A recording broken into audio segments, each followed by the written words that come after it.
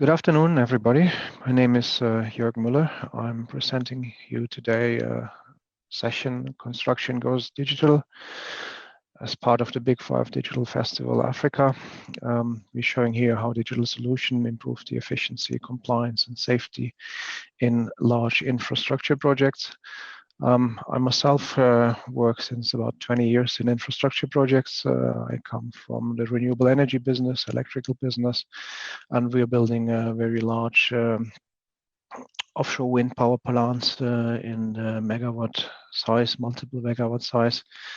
I'm the founder and managing director of a company called Toolkit 10. This is a software solution which we developed over the past 10 years, basically for planning and managing complex industrial construction sites and assets.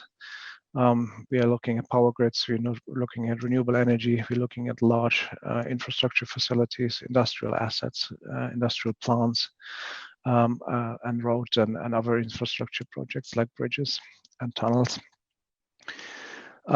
We ourselves have developed a modular cloud platform for project management, project communication in a digital environment. We consider ourselves as a leader in this field, where we're basically providing both cloud-based software platform and a mobile app for the digital field force. We cover about 21 independent modular software packages, which help basically reducing the project risk, reducing the project cost, and improving on efficiency and quality in such infrastructures.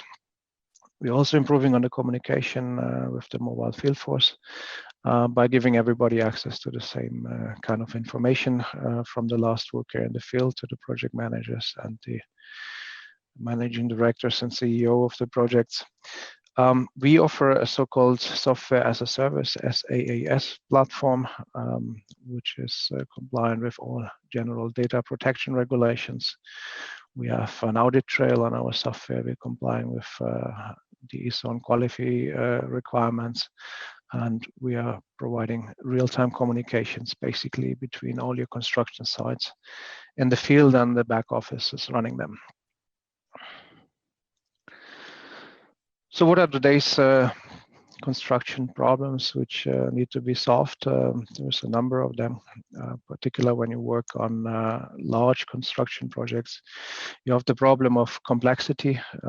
You have typically a lot of contractors, different companies working in there. We have communication issues with that company, work coordination issues. We need to avoid delays, we need to avoid misunderstandings.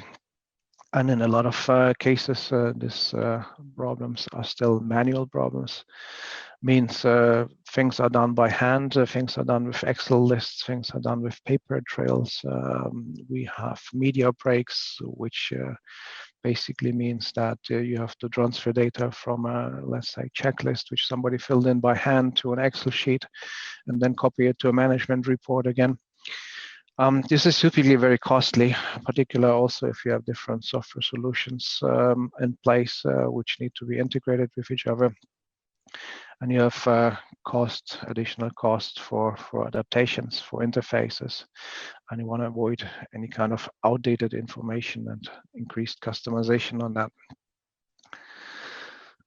Our problems to solve is that there's confusing things when you capture the efficiencies. You have a lot of complexity in the processes and in the work permits, and all of this need to be coordinated. And if you don't have a clear coordination of that, if you don't have a proper documentation of that, you're losing control and you're losing efficiency in your works. So if you get 100 or more permits, work permits a day, and you work all this on a paper based, and you have a team of 5 to 10 people just working down on work permits and trying to coordinate the activities. There's digital tools which solve that problems, which make it way easier to work there. And I'm going to show and demonstrate a little bit here how this could work. Also, the increased pressure for the cost is always there. Quality needs to be regulated and problems solved. Health and safety becomes more and more important in all parts of the world. typically with the European and the Western leading, but also in developing nations, compliance and health and safety becomes an issue, and in particular non-compliance with health and safety causes extra costs and potential claims.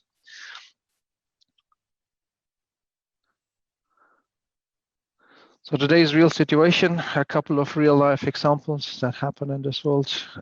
Top right, a digger on top of a building, certainly with a certain health and safety risk, then lack of coordination on two highways connecting each other. And the guy at the bottom left jumping around unsecured in a construction site. All of this is a room for concerns, and what is the potential solutions are digital solutions which help basically connecting the construction world, the field work with the office world, using the internet, using mobile apps, and using databases which basically provide real-time access to everybody in there. And our aim on this is that you're not just capturing one part of your force. You have to capture every part of a larger project. So you have to capture HSE manager, you have to capture QA manager, permit coordinators, project managers.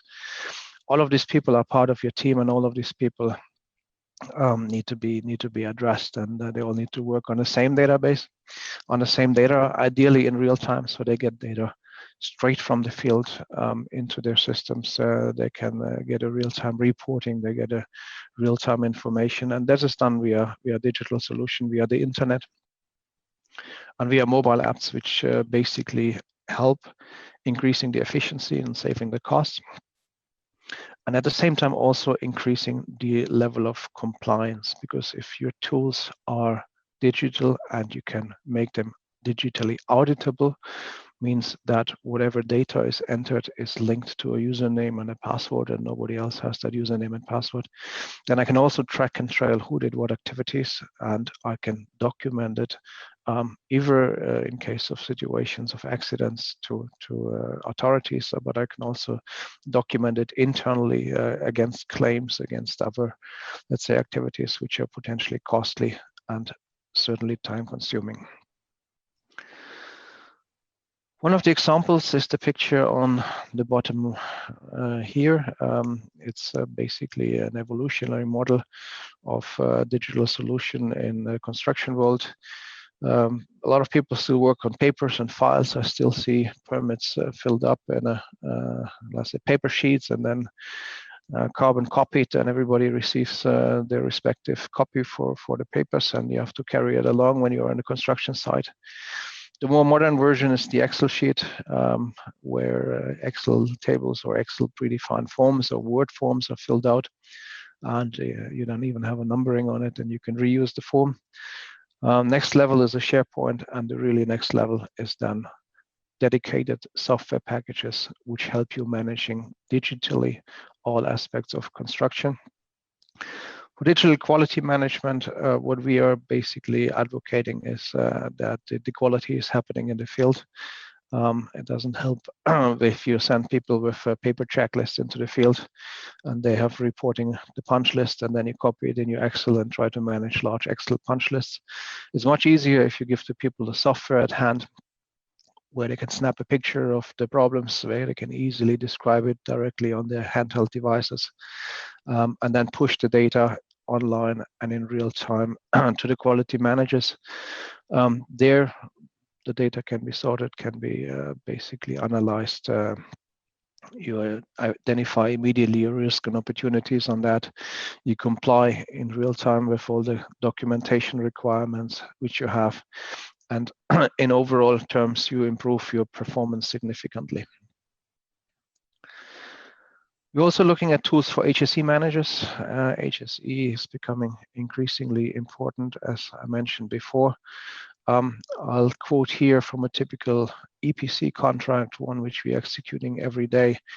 Any incident has to be reported within 24 hours of the event. The earliest information has to be at the management as the EPC contractor 1 hour of the occurrence. One of the solutions is you pick up the phone, you try to call the guy and try to describe what happened. A much better solution is if you have a digital app available, you snap a picture of the accidents, and within the 5 minutes you have it at your employer or at your contractor or contract owner, and basically you complying fully with those requirements, and you avoid penalties. Typical penalties, in this case I'm quoting OSHA from the US, failure to report $13,000. If you repeat that and even willfully repeat that, then it gets really expensive.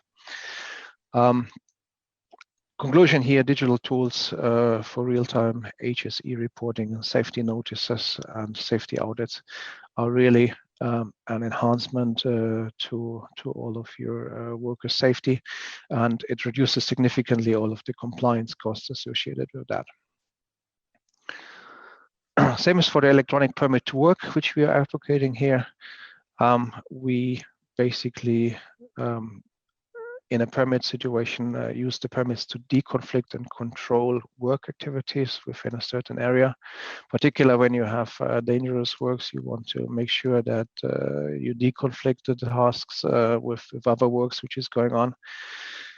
In a manual permit to work process, you use paper and use Excel sheets where you basically have to juggle with all that. Electronic permit to work, you have a much easier access to that. You give people access to a system. They apply for the permits, they apply for the safety, they apply and send you the risk assessment method statements, anything from the mobile or from the internet.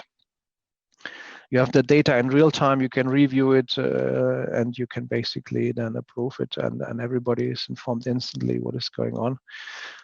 We see an electronic permit to work as a core element of an integrated safe system of work, and we use it in our own life quite extensively, particularly for isolation plannings and electrical activities.